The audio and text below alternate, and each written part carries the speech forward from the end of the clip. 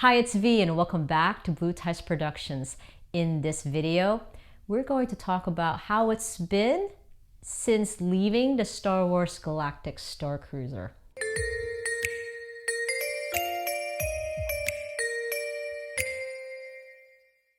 Thank you for joining us on this video series about the Star Wars Galactic Starcruiser. I thought it would be a good idea to record one last video to wrap up the series, sharing with you some of my thoughts since disembarking from the Halcyon. It's officially been over a month since we've departed, and well, I have some thoughts, some takeaways, and maybe some ideas of how to do things a little bit differently if I have the opportunity to visit the Starcruiser once again. But first, a few quick items. This video will be spoiler free. That's right. I know I'm a little backwards by releasing all of those previous videos with some spoilerish information, but in looking at my outlines and my thoughts for today, there aren't going to be any spoilers in this video. So you should be relatively safe sticking around for the entire video. Secondly, you may see that I have a lot of gadgets on me.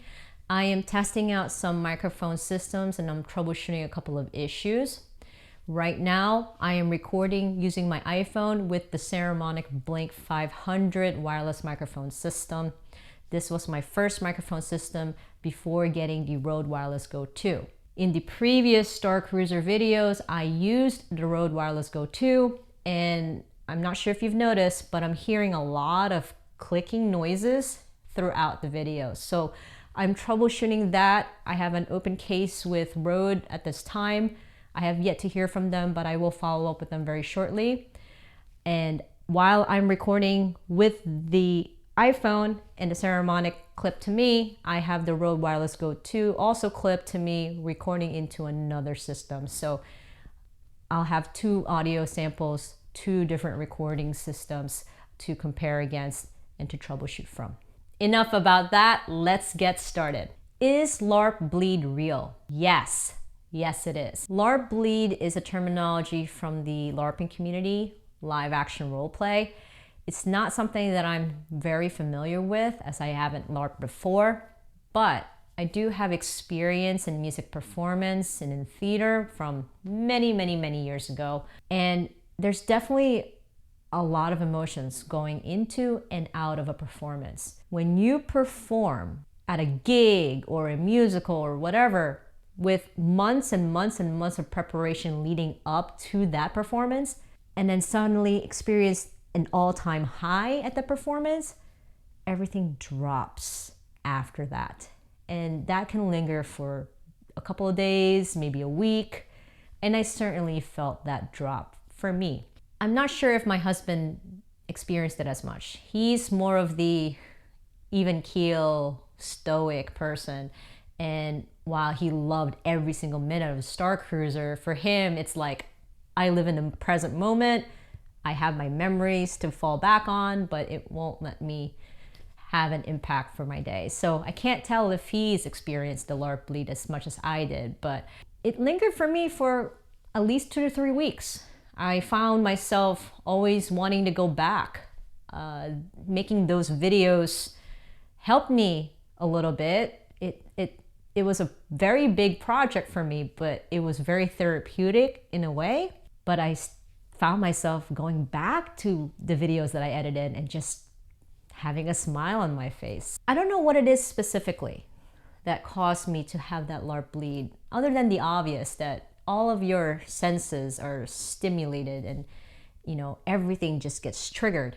The physical part of it wasn't a problem, I think. We laugh in my family that our vacations are not relaxing ones. We're always walking, we're always active, we're always out and about. So the walking and the action that was involved with the Starcruiser, something that's normal for us when it comes to vacations. But I think it's definitely the all senses triggered part of the experience, either in this main storyline or in my personal interactions with the cast members, or even just running around in Batuu with some sort of purpose. I think all of that had more of an impact to my feeling of LARP bleed than the actual physical nature of the experience. Is FOMO a real thing when it comes to the Starcruiser? Well, not really. Everyone has it though. Everyone has this sense of fearing of missing out on some key elements of the storyline. After the voyage, I found myself on multiple Facebook groups that are focused on spoilers or, having to disembark from the Halcyon. I started listening to more and more podcasts, still listening to Princess and Scoundrel, still listening to Heroes of the Halcyon, for example, just trying to get more information on how my path could have unfolded differently. What I've started to realize is that the main storyline is the same for everybody. There's a guaranteed difference in how you experience your interaction with the cast members. There appears to be a guaranteed difference in how you get credentials assigned to you. For example, I went through the finale for the Jedi path, but at the end of my experience, I did not get the credential that is associated with that path. That probably has to do with a lot of the computer software algorithms behind the scenes, but it's one of those things where it makes me think, I want to go back now, play this differently, and figure out how the system actually works. There's also the backstage elements of it. We started reading up on some of these things where if you approached a character a certain way, or if you approached a cast member a certain way for the same purpose or for the same context, you might have a different thing to do. And so FOMO is really not a thing if it's pretty much guaranteed that everyone's going to experience things differently and that you can't see everything. It's nearly impossible to see the same exact things and to see everything unfold for you for your path. Now that I've had some time to reflect upon our voyage and then read or listen to the experiences from other passengers, what are some of the things that I could have done differently that I could take with me for the next voyage? For starters, more elaborate costumes, but maybe just one major costume. We had planned a costume per day. Some passengers have planned costumes per main event, and I can't even imagine how that is logistically when it comes to packing a luggage. For us, more elaborate backstories associated with our costumes and just one costume so that I'm easily more recognizable for the 2.5 days. I would personally wear a name tag, maybe even have credits on hand or souvenirs with my character's identity on it to give out. Just another way for me to be easily remembered by the cast members, especially that I have a very unique name. I'd probably chill more around the Sublight Lounge or in the Sublight Lounge. Because we were so busy figuring out how to run the missions, we never really went into the Sublight Lounge.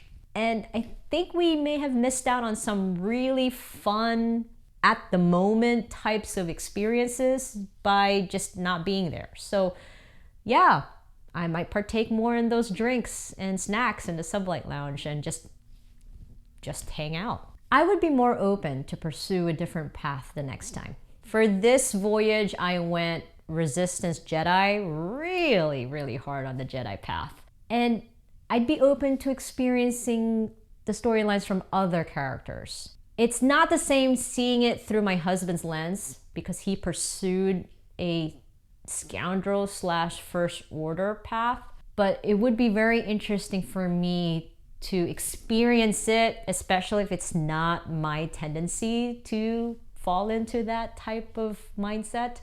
I would be more open to exploring all of the jobs and the missions available during the Batuu excursion. When we did it this voyage, it was pretty random. We were scanning everything, waiting for the comms to tell us what's the next thing to do. We were pretty random about it. And I would like to be more strategic in our approach, prioritizing the Starcruiser specific missions, but then maybe also having fun and just letting things happen around Batuu, maybe even doing the missions that are on the other side of the Play Disney app, and not feeling rushed about it. As far as August Cantina, we did have a reservation in this past voyage and it was fine. We are not sure though if we need to do it again the next time. There are some spoiler information out there that suggests you don't really need to go into August Cantina. There are other spoiler information that says they had a great time in August Cantina, and if they hadn't, they wouldn't have experienced X, Y, and Z. It's a toss-up for us in terms of whether or not we'll do August Cantina again for our next voyage. We'll see. So I mentioned before that I would do things differently to try and mitigate some LARP bleed. If we have the opportunity for a next voyage, I would do two things differently. I would try my hardest to get our friends to join us in our next voyage. I think it'd be incredible to share this experience with our friends, especially if they are Star Wars fans, if they're into cosplaying, if they're into LARPing. I think it would be incredible to have them on the same voyage. And when we disembark from the Halcyon, I would stay in Orlando for another day. I won't do the parks, but maybe just have a pool day or a casual meetup day with our friends, just to look back on our experiences on the Halcyon. And this officially wraps up our vlog series on the Star Wars Galactic Starcruiser. I want to take the time to recognize all of you and thank you for your support of our series and our channel. It's been such an incredible experience recording, editing, and posting these videos, and to receive all of the positive responses, the direct messages, the reshares of our videos. This Star Wars community is so welcoming. You've made it easy for me as a casual fan to evolve into a Starcruiser superfan. So thank you. It really means a lot to me. It really means a lot to us to have your support of our channel. And we hope to see you in person on the next voyage.